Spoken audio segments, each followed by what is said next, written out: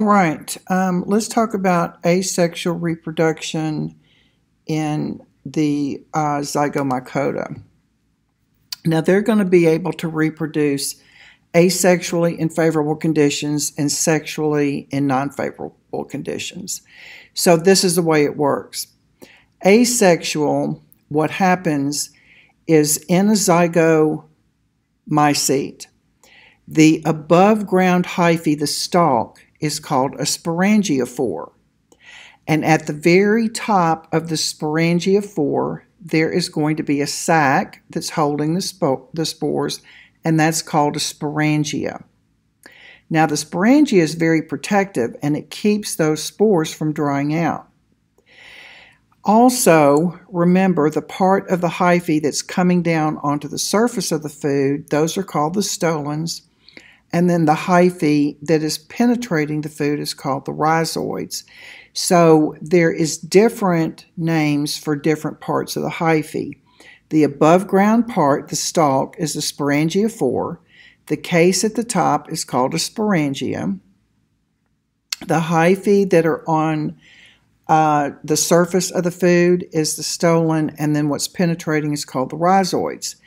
Now, when conditions are favorable, that means when, the weather is good for a fungus, it's damp and everything is good, then those sporangia break open. And the sporangia are holding hundreds of thousands of haploid spores, and the spores are called zygospores.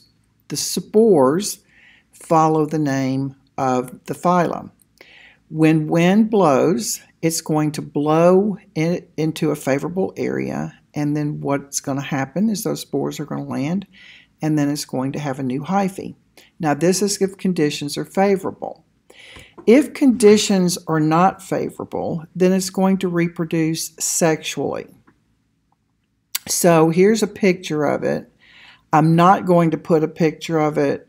I don't think I've got a picture of it. When we do our review, I will let you know. But this is what happens during sexual reproduction. Now, this says zygomycetes. That's the whole zygomycota phylum. The process of sexual reproduction is called conjugation. Now, we ran into this before with bacteria because in bacteria, conjugation is where that plasmid was transferred. Well, this is the type of sexual reproduction that is found in the zygomycetes. Now, what happens is you have opposite mating types. There's not male and female, so they're called opposite mating types. And a lot of times you'll see that with a plus sign and a negative sign. And that lets you know that you have opposites getting together. So here you can see the mating type that's negative and the mating type that's positive joins. And when the compatible mating types grow towards one another, they meet, and a septum forms near the tip of each branch. So you can see that here. Now, when that happens, they form what is called a gametangion, and that's here. That's what's being formed. Now, plasmogamy means the transfer of the cytoplasm. So what happens is the gametangia are going to fuse, and the nuclei mix together and they form into pairs. They pair up. So the fused gametangia forms this structure here, and this is called a zygosporangium. Zygosporangium are containing the diploid nuclei because now the nuclei have joined. But it is a very, very, very hard covering. It reminds me of a seed, like the seeds that you plant, because there's a hard covering that keeps things from drying out. It keeps them safe in these harsh conditions. You can see it here.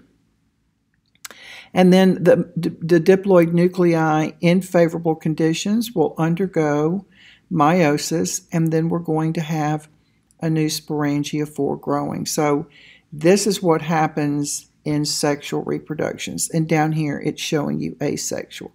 So asexual is there's no term, it's just asexual, where the sporangia break open, they release the spores, and then the spores are going to land and they're going to grow a new mycelium.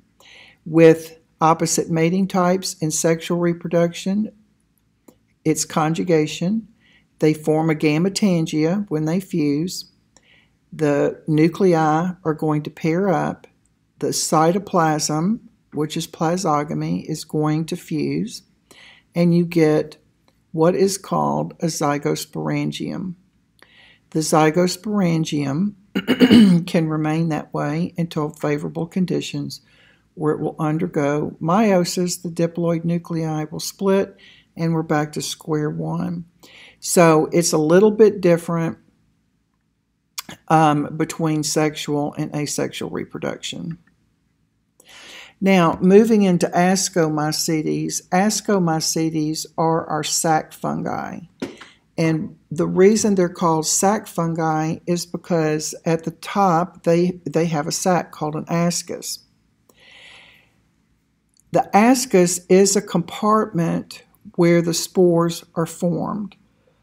Ascomycetes, because they're parasites, and they can live parasitically in various habitats. They can live in salt water, they can live in fresh water, and they can live on land.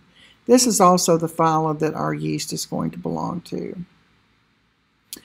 Now, sexual reproduction in Ascomycetes is going to begin when the two hyphae of different mating types, the male and the female, form a gametangia, but the female is called the ascogonium.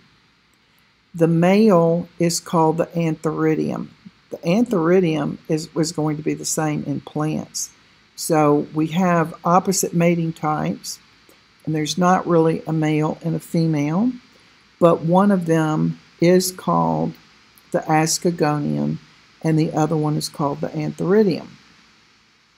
Now, as they approach one another, a tube forms between them, and the antheridium actually enters into the ascogonium. And I believe you can see that here. The dikaryotic hyphae, now remember dikaryon means that we have the fused nuclei are going to grow out of the ascogonium and intertwine. And the structure that ends up getting formed is called an ascocarp. So in sexual reproduction, Ascomycetes forms an ascocarp. And inside of the ascocarp here is a sac called an ascus. And inside of the ascus are spores called ascospores. So it shows you within the ascocarp, sacs are called asci, develop at the tips of the dikaryotic hyphae. That's here. Within the asci, which is plural, the haploid nuclei are going to fuse, and the resulting zygotes will have to undergo meiosis to come back to the haploid nuclei. So the ascus is going to break open, and the ascospores are going to be produced, or they're going to have to be dispersed by wind. The nuclei, once they have formed their walls, they become the spores called the ascospores. And when they're released, they're going to germinate into a new hyphae that's haploid, and you have got that haploid hyphae emerging, and that we get a new fruiting body. So many yeasts, Saccharomyces cerevisiae, this is a scientific name for baker's yeast, and we know that it makes bread rise, it ferments grapes to make wine, grain into beer, and it has a lot of different positive roles as a food source. And this is also the STD that we talked about also comes from this phyla.